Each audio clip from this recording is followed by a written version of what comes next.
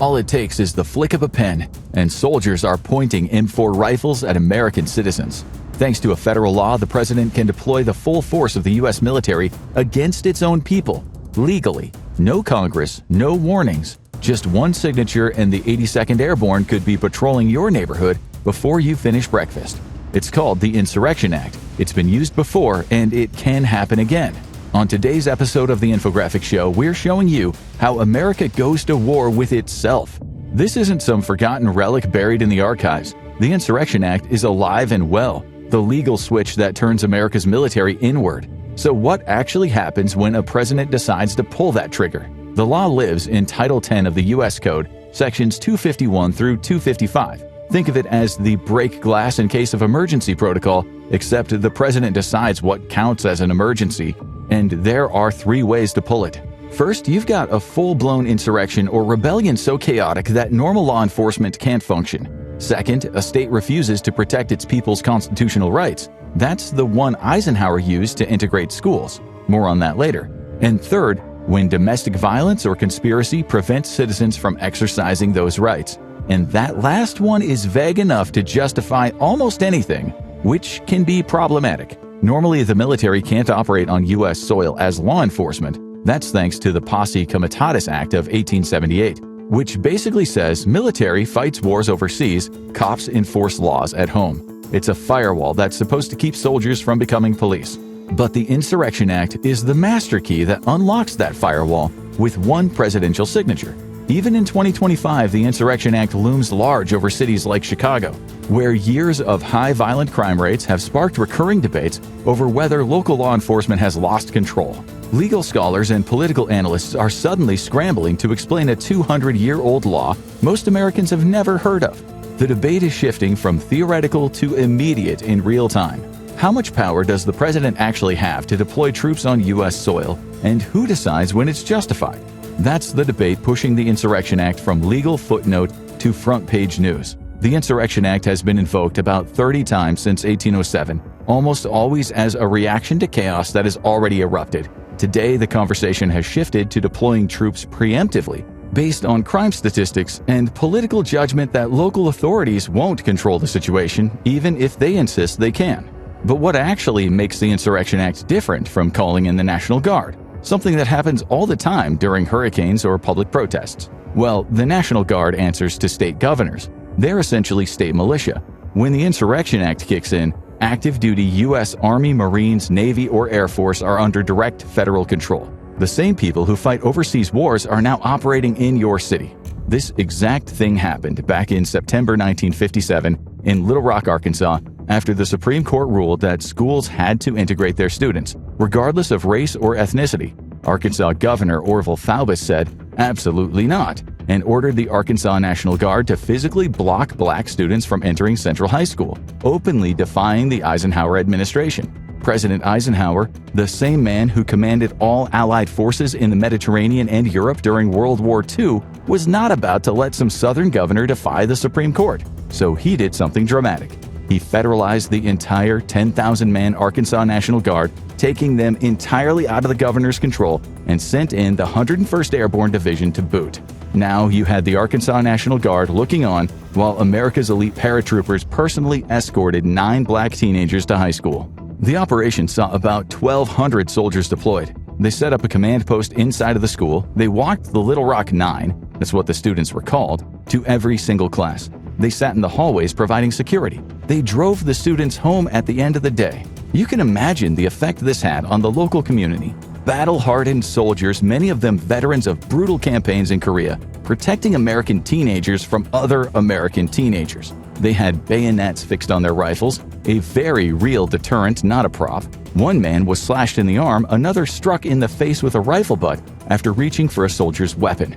Did it work? In a sense, yes. The 9 students made it through the school year despite relentless taunting and occasional violence. But it also meant that the basic constitutional rights in America were being enforced at literal gunpoint.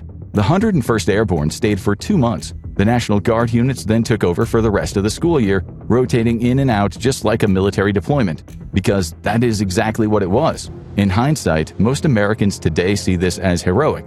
The federal government stepped in to protect civil rights, using military force if necessary, but at the time it was deeply controversial. Federal troops occupying a state, overriding state authority, turning schools into military zones. On April 29, 1992, 4 LAPD officers were acquitted of beating Rodney King despite clear video evidence. Within hours, central LA erupted. Over 50 people were killed in 3 days, entire blocks burned, gangs ran amok, and thousands of buildings were looted or destroyed. The LAPD was completely and utterly overwhelmed. The California National Guard were deployed, but they couldn't control the riots either. Governor Pete Wilson made the difficult call. They needed federal help. President George H.W. Bush invoked the Insurrection Act. Within 24 hours, there were Marines from Camp Pendleton and Army soldiers from Fort Ord establishing positions throughout LA. Eventually, over 10,000 federal troops deployed to Los Angeles. This is the largest military operation on U.S. soil since the Civil War. That is more soldiers in LA than in some actual war zones. Suddenly, Marines trained for beach assaults were manning intersections in Inglewood. Army military police were running Humvee convoys through Compton. Soldiers established perimeters around burned-out Korean-owned convenience stores, checking IDs at checkpoints, enforcing curfews. The rules of engagement are theoretically strict under the Insurrection Act. Soldiers can use deadly force to protect themselves or others from imminent danger. But when you put 19-year-old Marines who have trained for combat into a chaotic urban environment at night, things happen. One Marine in LA shot and killed a teenager who was later found to be unarmed. In the chaos, the Marine saw what he believed was a weapon. On day 5 of the LA riots, Army National Guard soldiers shot and killed a motorist who tried to run them over at a barricade. These are the split-second decisions that happen when the military forces deploy against civilians. The military presence lasted about a week before the situation stabilized enough to scale back. But again, the uncomfortable truth was that it worked. The violence stopped, the fires went out, order was restored, and that success creates a dangerous precedent which suggests the overwhelming military force will always be an effective, maybe even necessary solution to civil unrest. The final toll was 63 people dead, over 2,000 injured, and more than $1 billion in damages. And for 1 week, parts of Los Angeles were effectively under military occupation. Disaster relief has been another fascinating area for rhetoric around the Insurrection Act to play out. Go back to August 2005 and Hurricane Katrina, a massive Category 5 storm, slammed into the Gulf Coast. Katrina showed what happens when a president wants to invoke the Insurrection Act, but a governor says no, and how close that came to a constitutional crisis. How did it come to that? Well, by late August, the levees protecting New Orleans failed. The city suffered catastrophic flooding, and within hours, about 80% of New Orleans was underwater. Some areas submerged under 20 feet of water. By August 30th and 31st, the images coming out of Louisiana are apocalyptic. New Orleans looks like a drowned city. People are dying at the Superdome, where tens of thousands took shelter without adequate food, water, or sanitation. The convention center became another desperate refuge. People were trapped in attics as floodwaters rose, spray painting help on their roofs. Bodies were floating in flooded streets 2 weeks after the fact. America looked like a failed state on live television as the world watched on. Governor Kathleen Blanco had called out the Louisiana National Guard, but they were completely overwhelmed. Many Guard members were deployed in Iraq. One of the cruel ironies of the moment. The ones who were available weren't equipped to handle disaster response, security operations, and large-scale search and rescue all at once. This wasn't what they'd been trained for. By September 1st, 3 days after the storm hit, President Bush wanted to send in active-duty federal troops under the Insurrection Act. The death toll was rising, looting was widespread, there were reports, many later proven false or exaggerated, of violence, shootings, and chaos. But Blanco nevertheless refused. And here's where it got constitutionally messy. She didn't want to give up control of her state's security to federal forces. She knew that once the Guard came under federal control, they would lose their policing powers. That's how the Posse Comitatus Act works. And she didn't want to set a precedent where a president could simply take over a state's forces against the governor's wishes. The Bush administration seriously considered invoking the act anyway. White House lawyers drafted the order, Pentagon units began moving to position, and there were heated phone calls between D.C. and Baton Rouge. In the end, Bush didn't sign the order. By September 3rd, they worked out a messy compromise where a National Guard from other states deployed to Louisiana but stayed under state coordination with federal support. It was inefficient and bureaucratically clumsy, two parallel command structures trying to coordinate, but it avoided a constitutional crisis, and it probably cost lives. That's the brutal calculus when both sides stand on principle while people are dying. The official death toll of Katrina was over 1,800 people, most of them happening in Louisiana. How many might have been prevented with a faster, more coordinated military response is anyone's guess. But we do know that the debate over who had the authority to deploy troops lasted days while people died. Imagine if Bush had pulled the trigger on the Insurrection Act anyway. It would have been legal, probably. Courts would have fought over it for years, but at the moment, federal soldiers would have been operating in Louisiana under orders from Washington with the state government pushed aside. The takeaway is that even in the most extreme circumstances, the politics, the constitutional questions, and the optics all still matter. And sometimes they matter more than efficiency, which is either a beautiful thing about American federalism or a fatal flaw in how the country responds to crisis. The most recent moment when the Insurrection Act nearly came off the shelf was May 2020. George Floyd's death after a police officer kneeled on his neck for over 9 minutes sparked protests across the country.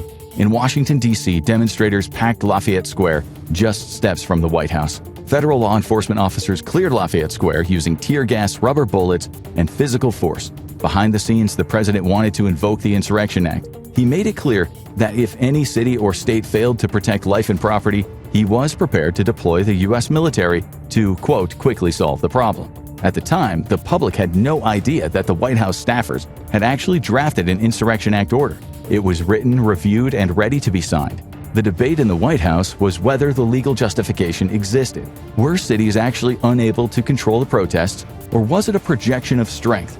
The order never got signed. According to later reporting from multiple sources, it ultimately came down to pushback from senior military leadership who made it clear they thought this was a terrible idea. Not illegal, just terrible. A Rubicon that should not be crossed. Again, had the president signed that order, it would have probably been completely legal, maybe politically explosive, definitely controversial, probably would have ended up in the Supreme Court, but legal. And the legal authority that almost made it happen, still sitting there unchanged, available to the next president who decides to use it. Today, we might be closer to that reality than you think. Let's say you wake up tomorrow and the Insurrection Act has been invoked in your city. Maybe there's been a major incident, maybe protests got out of control, maybe there's been a disaster. Doesn't really matter why. What matters is how it affects you.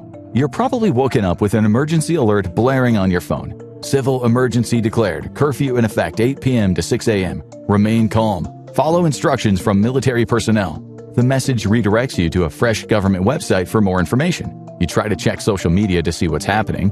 The internet is slow, really slow. Some apps aren't loading at all. You don't know if it's the server or if communications are being managed. You try calling a friend across town, it goes through, but there's a weird delay, almost like international calls used to have. You look out your window, there's a military Humvee at the intersection 2 blocks away. You can see soldiers and you can tell they're military, not police, by the vehicles and the uniforms. They're wearing full combat gear, replete with helmets, body armor, rifles. The military divides cities into sectors like a grid. Highways become boundaries, landmarks become rally points. A single infantry brigade, about 3,500 soldiers, can control a city of 100,000 people. The math works because most people comply when somebody in body armor with an assault rifle tells them what to do. Those soldiers operate under different rules than the police. Cops need probable cause to search you. Military operating under the Insurrection Act. They're working under Title 10 federal authority, which gives them way more latitude.